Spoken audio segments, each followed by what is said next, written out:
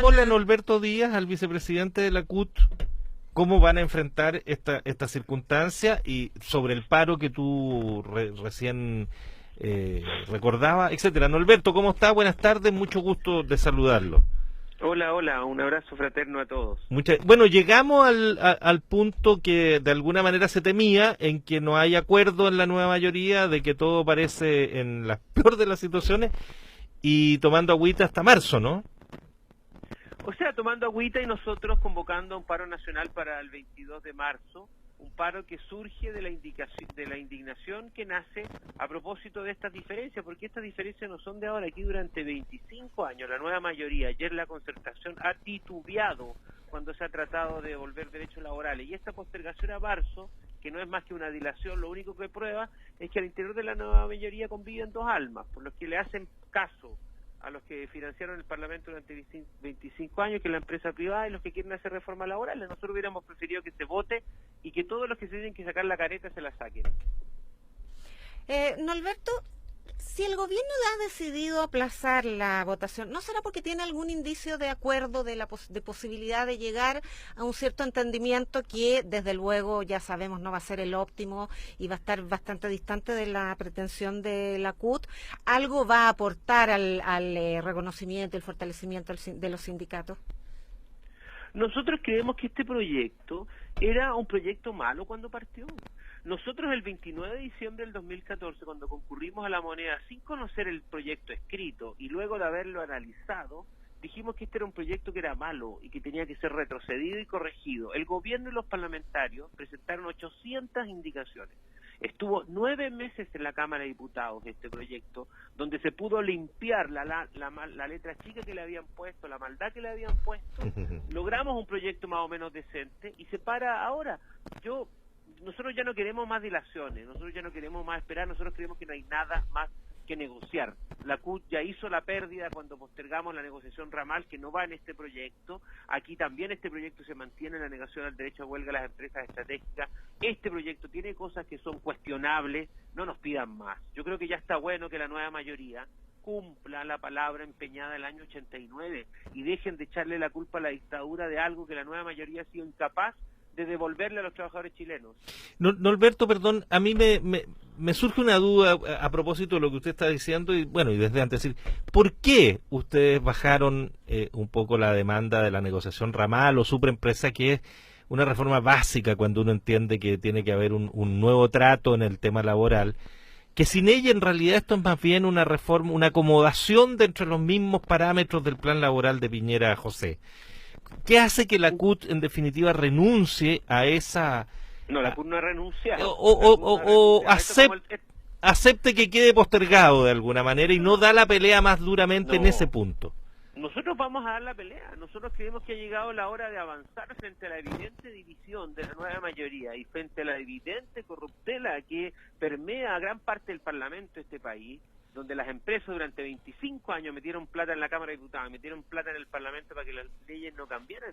Nosotros no hemos entregado ni bajado nada. La CUT sigue demandando negociación ramal más allá de la empresa y por sobre la empresa, y siguen pendientes otras demandas. Aquel que cree que hay una negociación entre el gobierno y la CUT es que cree en el viejito pascuero y en el mundo de fantasía. Aquí tampoco hubo un acuerdo con la CUT para los 250.000 pesos a partir del 1 de enero del 2016. Aquí lo que hubo es una imposición del gobierno sobre las cosas de la central. Y cuando el gobierno dice que aquí hubo un periodo de trabajo prelegislativo para construir esta reforma con la CUT, el gobierno falta la verdad.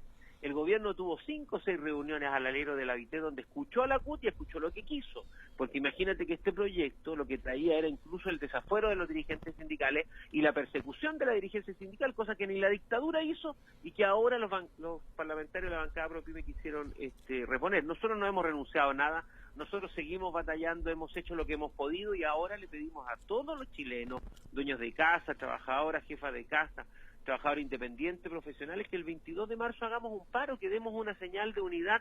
Todos los trabajadores, este paro no es de la CUT, este paro es de todo aquel que ve a sus viejos muriéndose en la miseria mientras le pagan pensiones miserables. Este es un paro para decir no más AFP, pero también es un paro para decirle al Parlamento que la Corte que deje de hacer leyes a favor del empresariado. Mira, este proyecto traía el desafuero de los dirigentes sindicales y los parlamentarios no se arrugó ninguno cuando le quitaron la cárcel a los que se coluden. Eso es inaceptable de parte de este Parlamento.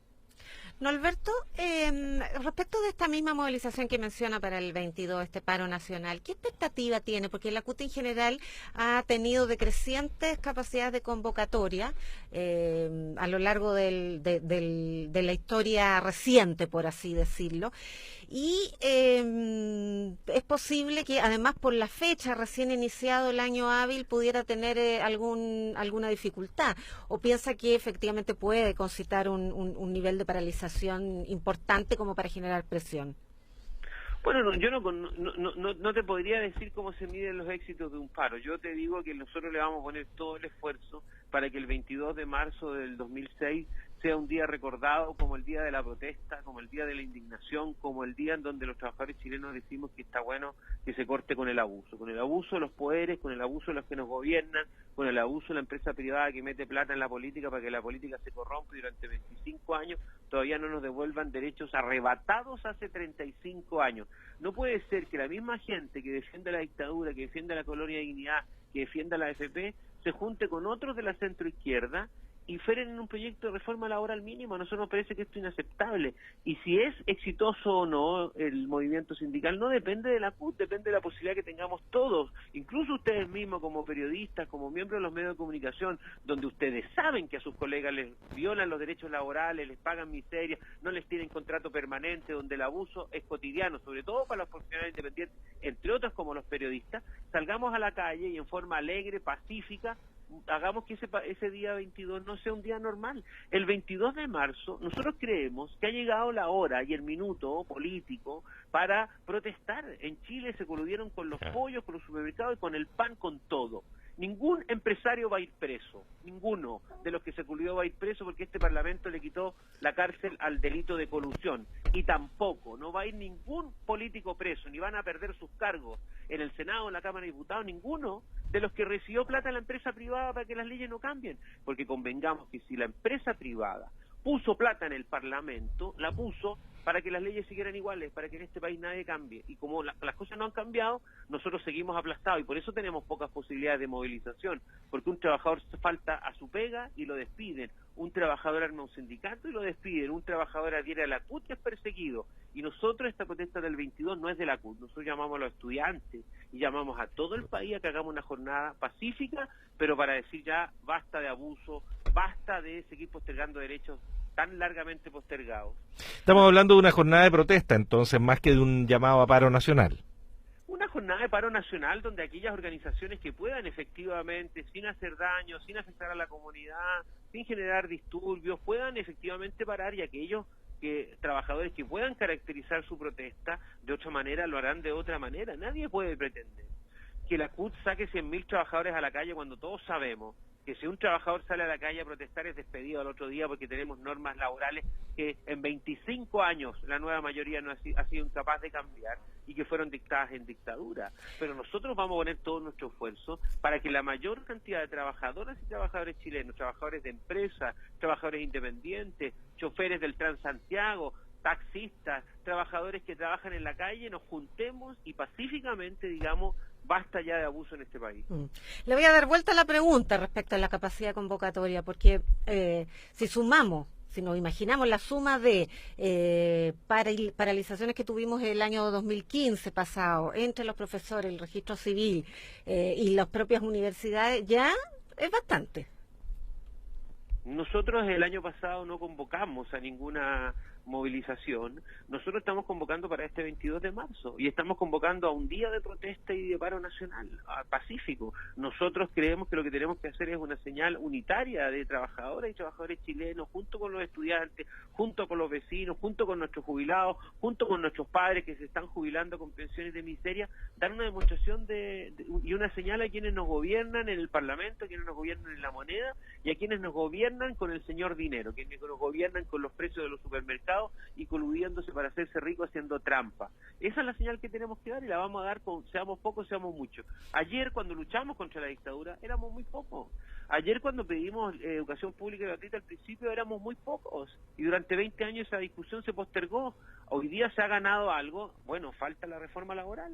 La reforma laboral es la madre del cordero, porque hubo que matar al movimiento sindical en el año 81 para que en este país surgieran las AFP, surgieran las ISAPRES, destruyeran la educación pública y se quedaran con 300 empresas públicas. El primer ladrillo que José Piñera y la dictadura le dejó a los chilenos fue aplastar al movimiento sindical en el año 81. Y por eso, después del 81, nos robaron el cobre con el decreto de ley 600, destruyeron la educación, nacieron las ISAPRES, nacieron las AFP. Bueno, y descontados los 330 dirigentes sindicales que nos asesinaron entre el 73 y el 81, que eso se lo pasamos a Pinochet esa cuenta. Norberto, Bárbara Figueroa le puso nombre y apellido a la imposibilidad de sacar adelante esta reforma o este acomodo de la ley. Y lo puso los apellidos de Ignacio Walker, de Patricio Walker, de Andrés Aldívar y de Manuel Antonio Mata. ¿Hay más apellidos que poner o son esos, aparte, por cierto, de la oposición de la derecha que se opone desde el comienzo, pero dentro de la nueva mayoría, ¿hay otros que usted considera que también deberían engrosar esa lista? Mira, permíteme decirte en esta materia que es buena la pregunta que tú nos haces, porque acá los conservadores, a nivel de los partidos de la nueva mayoría, es transversal. Cuando se presentó la bancada ProPyme, los senadores de la nueva mayoría eran 10, y yo te los voy a decir. Los senadores de la nueva mayoría que pusieron indicaciones convirtiendo la bancada ProPyme en un caballo de Troya para que el empresariado metiera reemplazo, descuelgue y otras normas, no eran solamente los hermanos Walker, Saldívar, Mata, también era el senador Ricardo Lagos Weber, también es el senador Eugenio Tuma, también era el senador Felipe Arboe y también era el senador socialista Radán Quintero, que también firmó la bancada ProPyme y aparece en la foto, y también era Juan Pablo Letelier, presidente de la Comisión de Trabajo del Senado, que se prestó para esta bancada ProPyme, la bancada ProPyme estaba encabezada por el ministro de Hacienda Rodrigo Valdés, que después nos dijo a nosotros que él iba pasando y que por eso se sentó en la mesa. Perdóneme, esta gente que dirá que nosotros somos tontos, por Dios. También estaba en la presentación de la bancada ProPyme el ministro de Economía, Luis Emilio Céspedes, que ahora ha salido a defender la imposibilidad y el escándalo que significa que dejemos sin ley la ley de pesca. Si cuando uno dice anular la ley de pesca, lo que uno está diciendo que es modificarla. ¿Qué creerá esta gente? Que nosotros somos tontos. Esa fue una ley corrupta, hecha a la medida de 7 familias, y desde el Parlamento y desde el gobierno han salido a defender esa ley. A mí me parece que esto es el mundo al revés. A mí me parece que la centroizquierda que gobierna anda muy perdida y tiene que encontrar el rumbo, y el rumbo lo encuentra con los trabajadores, con la gente sencilla de este país y no con los poderosos, que en este país son 5 o 6 familias que tienen el mar, que tienen las comunicaciones, que tienen el poder económico, que lo tienen todo, incluso el Parlamento. Norberto Díaz, vicepresidente de la CUT. Una última cosita, Norberto. Esta va a ser una oportunidad para que distintas organizaciones sindicales que no están en la CUT y con las cuales ha habido desencuentros en el último tiempo les permita reunirse, hablarse más y mejor y hacer acciones juntos. Nosotros, yo espero que sí sea, yo espero de verdad, de corazón, y voy a poner todo mi empeño personal, anímico, espiritual, para que sea así. Yo creo que lo que nosotros necesitamos es unirnos. Yo creo que la gente más sencilla de este país, la gente de a pie, la gente que vive de un sueldo, sea este un sueldo bajo o sea este un sueldo alto, todos juntos tenemos que ponernos de acuerdo en qué país vamos a vivir, y esta jornada de protesta no es una jornada de protesta de la CUT, este paro nacional no es un paro nacional de la CUT, este tiene que ser el paro nacional de los estudiantes, de los jóvenes cesantes, de los pobladores, de los medioambientalistas. Este tiene que ser el paro por construir un Chile nuevo, y aun cuando a la gente no le gusta, este es el paro para exigir que en Chile haya nueva constitución. ¿Cómo es posible? Todos los países de América Latina han hecho asamblea constituyente y se han dado una nueva constitución después de la dictadura. El único país que no lo ha hecho es Chile, por eso estamos podridos, perdónenme. Si se pueden coludir y no les pasa nada, si se ponen, miren, se pusieron de acuerdo, perdónenme, la primera colusión descubierta en este país fue la de la farmacia. Cuando uno ve en las farmacias a los viejos juntando peso a peso para sus remedios, y estos, perdónenme, estos desgraciados se coluden colocándose de acuerdo en el precio de los remedios, a mí me parece que es una barbarie. Cuando se han puesto de acuerdo en el precio de los pollos, cuando se han puesto de acuerdo en el precio de los detergentes, por Dios, Miren, han permitido el ingreso de la ANAP al mercado eléctrico porque es evidente que las eléctricas durante décadas se coludieron empresas que eran públicas, que fueron privatizadas en dictadura, porque Chilecha era estatal, Chilquinta era estatal. De eso no puede, y son los mismos, y 25 años más son los mismos personajes que están poniendo plata en el Parlamento, y que desde esas empresas, porque recordemos que empresas han puesto plata en la política, Ripley, Cencosud, Endesa, Entel, las empresas del gas, las empresas estratégicas. Entonces, yo llamo a que hagamos una protesta el 22 de marzo unitaria, pacífica, sin violencia, sin hacer daño, pero que demos una señal a este país de que las cosas tienen que cambiar. Ha pasado un cuarto de siglo que terminó la dictadura, ya está bueno, ¿no? Norberto Díaz, vicepresidente de la CUT, militante de la democracia cristiana, muchas gracias por la gentileza de conversar con Política en Vivo esta tarde. Un gusto saludarlo. Un abrazo saludarlo. fraterno a todos los que trabajan por la causa del trabajo. Un abrazo. Buenas tardes.